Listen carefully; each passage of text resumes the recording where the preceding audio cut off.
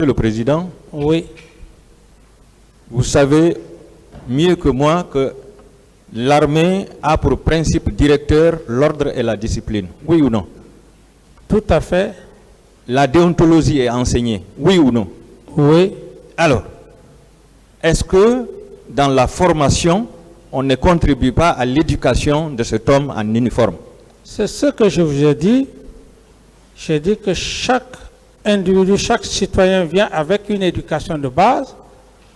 L'armée ne fait que améliorer à travers des principes, des règlements.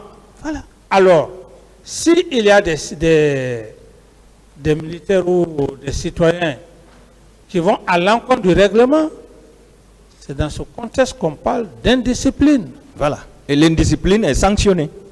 Oui ou non? Mais oui ou non, l'indiscipline est sanctionnée. Oui. Alors, est-ce que ce jour, il y a eu indiscipline?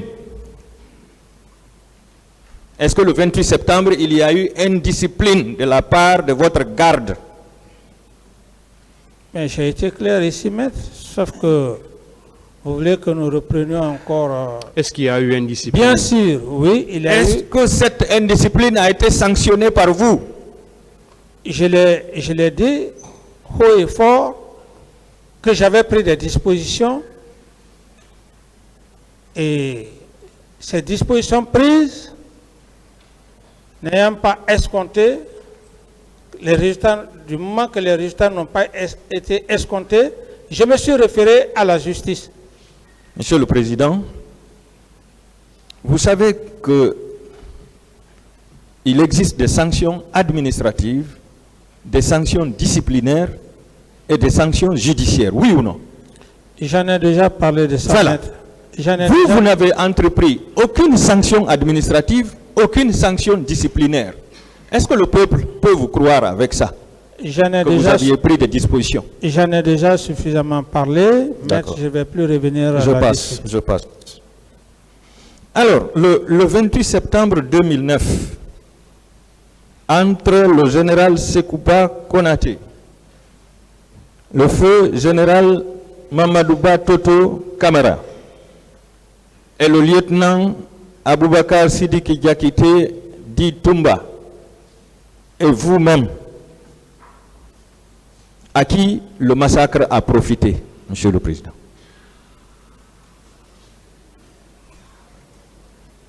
J'avais dit clairement, j'avais répondu et je n'ai plus de réponse à cette question. Vous n'avez pas de réponse à cette question? Oui. D'accord, le tribunal appréciera. La stabilité du pouvoir à l'époque était dans l'intérêt de qui entre ces personnes que j'ai citées? Et je ne saurais répondre à cette question maintenant. Vous ne saurez répondre en tant que chef d'État? Non, j'en ai suffisamment répondu ici, maître. Vous n'allez pas m'obliger? Non, pas du tout. Vous n'allez pas m'obliger, maître? D'autres questions, s'il vous plaît. Oui. Alors, puisque vous n'avez pas dit à qui le massacre du 28 septembre a profité, qui a été le perdant parmi vous? Et je ne sais pas. Vous ne savez pas. Oui. Il n'y a ni gagnant ni perdant. En s'abstenant d'envoyer des militaires au stade pour arrêter le massacre et conduire les auteurs au camp, vous aviez eu peur qu'il y ait un autre carnage en mettant face à face deux groupes de militaires. Est-ce que cela veut dire que l'âme d'un militaire est supérieure à l'âme d'un civil, Monsieur le Président? Je ne saurais répondre à cette question dans le sens dans lequel j'ai parlé.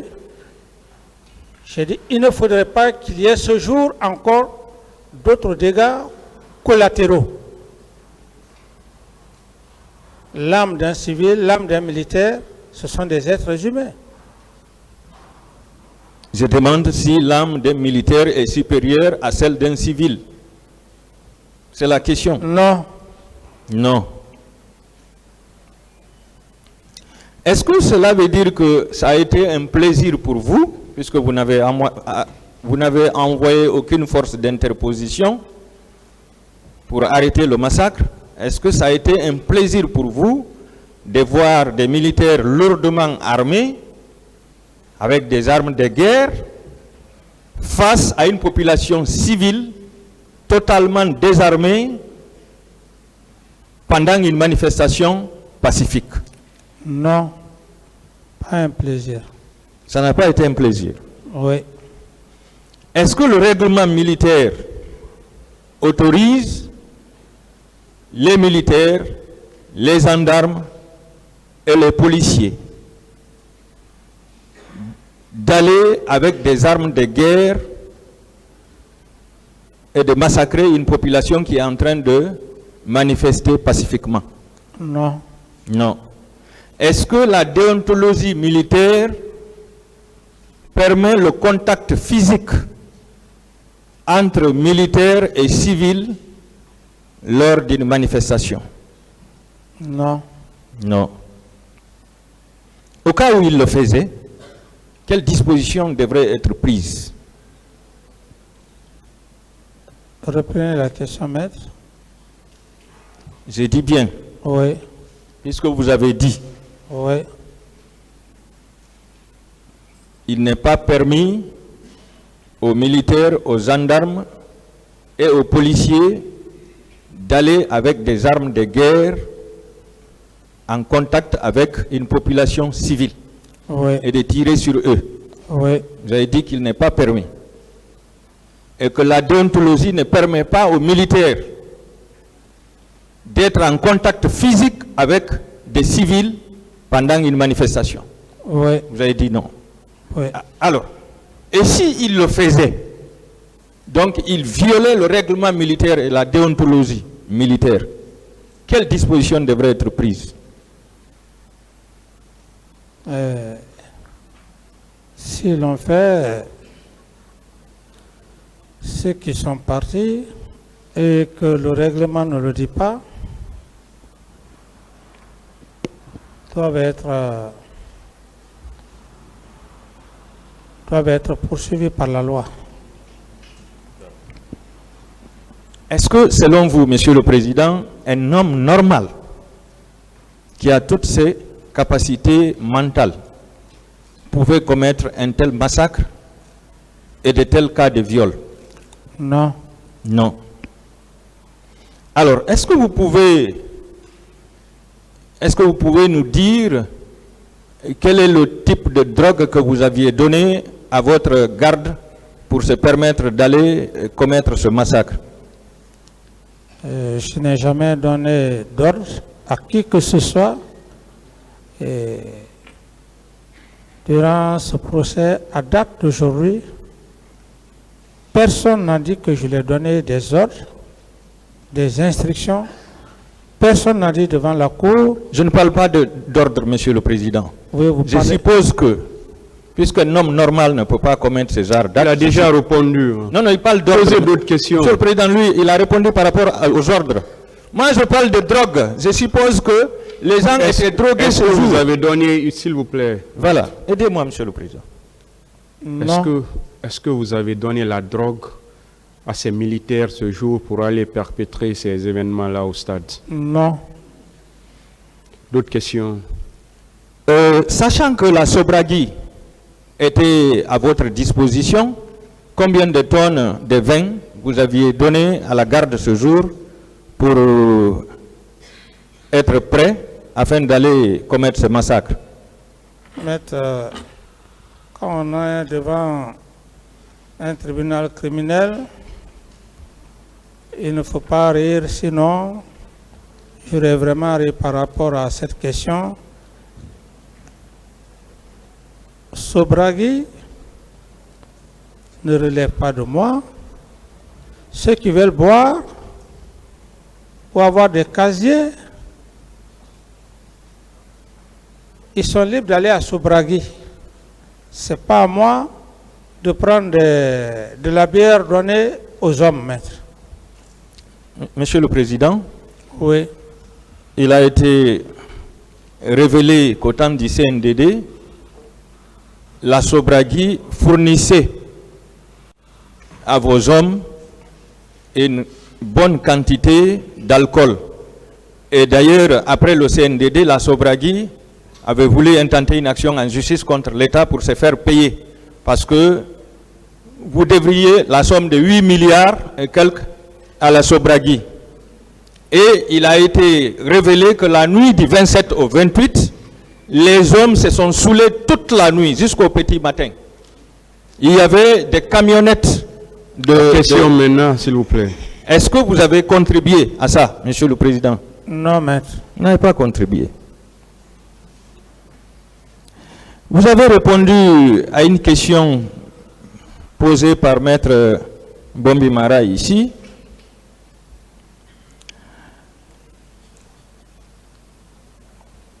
En disant que aucun de vos ministres ne peut poser une quelconque action sans se référer à vous. Oui, dans le cadre normal. Dans le cadre normal. Pas dans le cadre normal et dans le cadre du 28 septembre. Et aucun ministre ne peut prendre un acte. Je n'ai pas fini, Monsieur le Président.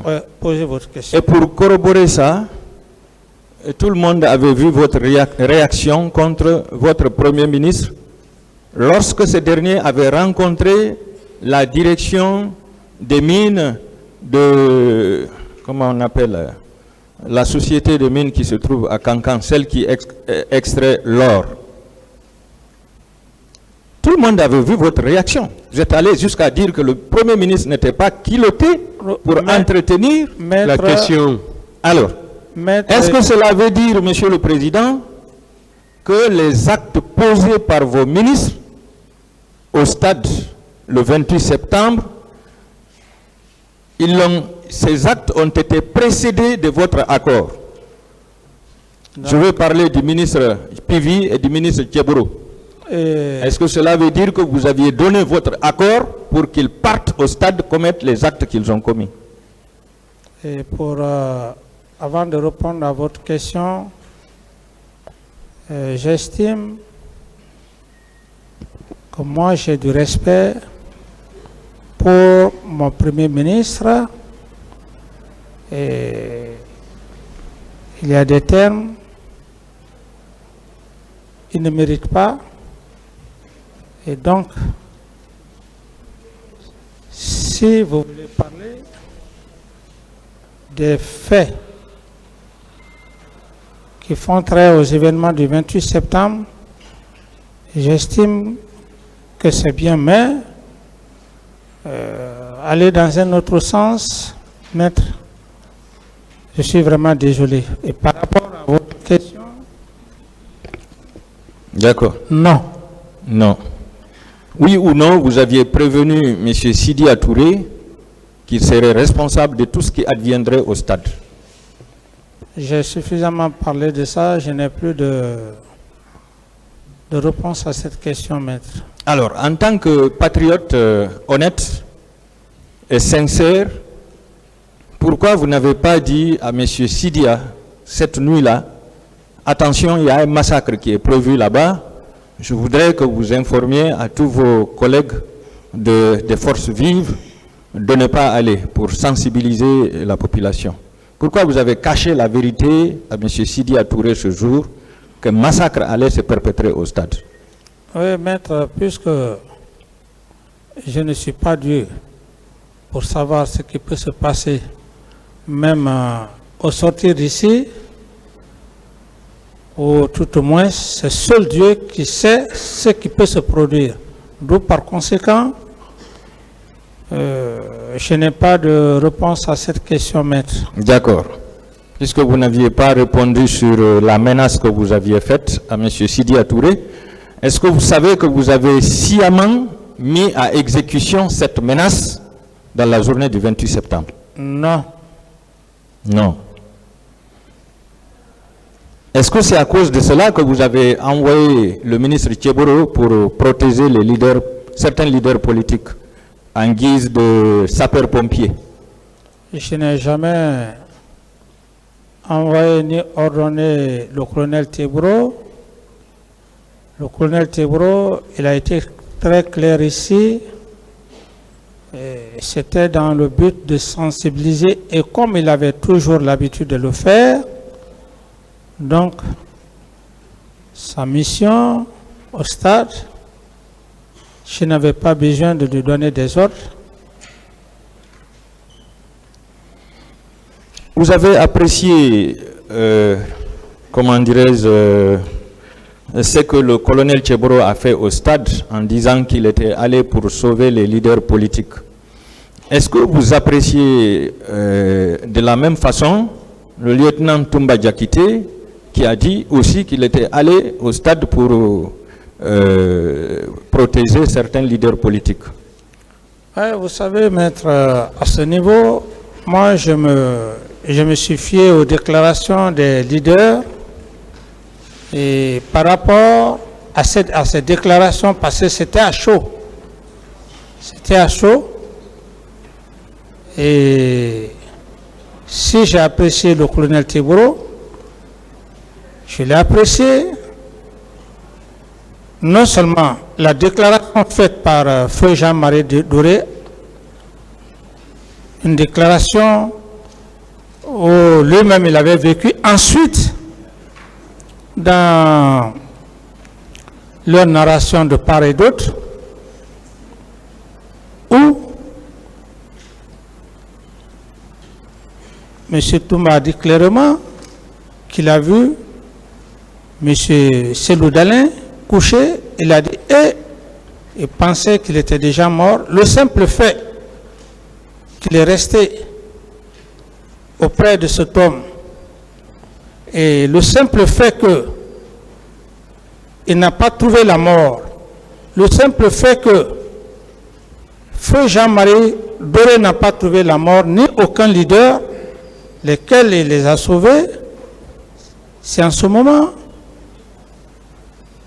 que je vous ai dit, et je le dis et je réitère,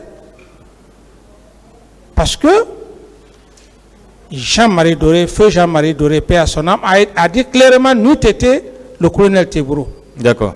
Et même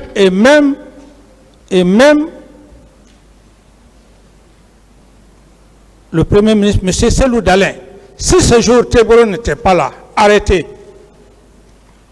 et s'il aurait perdu la vie, tout comme M. Feu Jean-Marie Doré, est-ce qu'on serait là aujourd'hui en train de parler? Ce serait autre chose. C'est dans ce contexte que j'ai parlé du colonel Tcheboro. Je ne l'ai pas inventé. En même temps, Monsieur le Président, Lounse Fall, Mouktar Diallo et Sidi Touré affirment que c'est Toumba Diakité qui les a sauvés. Est-ce que vous faites la même appréciation?